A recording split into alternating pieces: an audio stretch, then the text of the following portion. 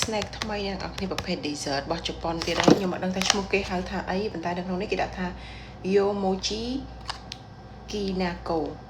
Dango ពួកខ្ញុំឃើញមើលវីដេអូគេនេះគេយកអានឹងទៅប្រឡាក់ជាមួយនឹងអាម្សៅមួយឆាគេមកយកខ្ញុំឃើញដូចយ៉ាងតំណងដែរប៉ុន្តែដែលខ្ញុំសាក់តិចរបស់គេយកមកញ៉ាំនេះឈ្ងុយតា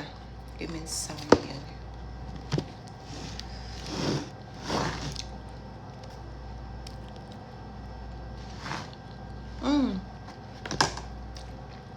អានេះរបៀប mochi ណាបងប្អូនដល់គេនិយាយពីខាងឈ្ងុយល្ងស្វិតល្អ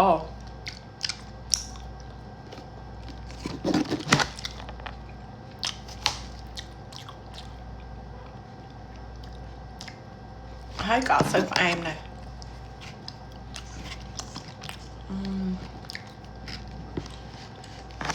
នេះបើសិនជាញ៉ាំនៅស្រុកគេហ្មងហើយឆ្ងាញ់ចំស្រុករដូវគេធ្វើអាហ្នឹងមិនរដូវទេកន្លែងគេលក់អាហ្នឹងហ្មងឆ្ងាញ់មើលសម្រាប់ខ្ញុំមកលំអអ្នកអរគ្នាអត់សូវឆ្ងាញ់មកនេះញ៉ាំមិនហុយផ្សាយ